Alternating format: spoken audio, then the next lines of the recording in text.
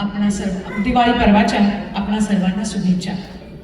Charlotte Marathi मंडळातर्फे आजच्या या दीपतरंग उत्सवाच्या सुंदर निमित्ताने आणि ह्या उजळलेल्या झगमगत्या दीपोत्सवाच्या संध्याकाळी स्वरसंध्या कार्यक्रमात आपले सर्वांचे मनपूर्वक स्वागत. सगळ्यांना दुपारचा कार्यक्रम, चहा, फराळ सगळं आवडलं ना? आणि आपली घरची दिवाळी छानपणे निवांतपणे साजरी करून ब्रेक के बाद मंडळाची दिवाळी एकत्रितपणे साजरी करण्याची एक वेगळीच एनर्जी असते ना, ती आज आपल्याला दिसलेलीच आहे.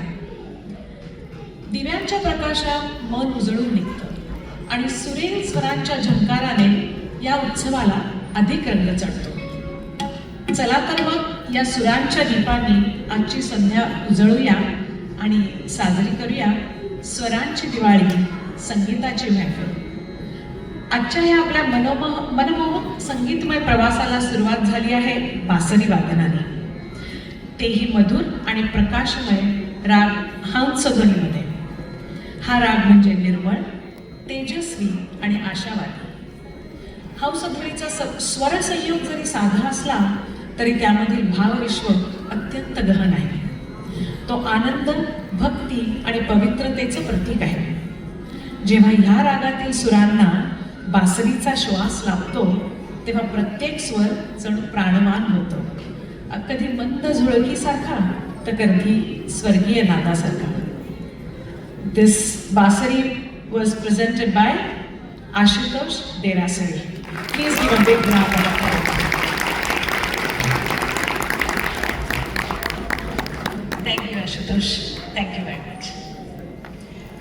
ओम. ओम हे एक नुसते अक्षर नाही, तर सर्व सृष्टीचं मूळ नादरूप सत्य आहे. हे विश्व ज्या शक्तीवर उभं आहे तीच ओंकाराची स्पंदनशील ऊर्जा. आपल्याला माहितीच आहे की जेव्हा आपण ओम उच्चारतो तेव्हा तो 3 ध्वनींनी बनलेला असतो.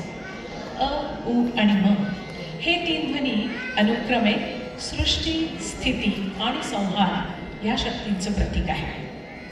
ओम म्हणजे सुरुवात आणि शेवट दोन्ही, ध्वनी आणि शांती दोन्ही, आकारहीन आणि सर्वत्र व्यापलेलं चैतन्य.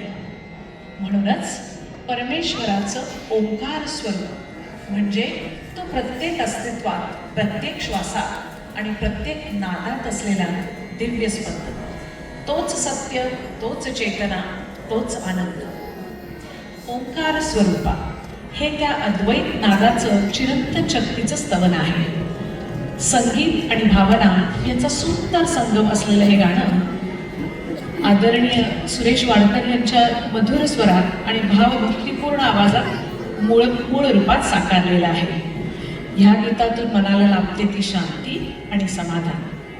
तर आता मन शांत करून, श्वास स्थिर करून आपल्या अंतःकरणातून ऐकूया हे दिव्य स्तवन ओंकार स्वरूपा.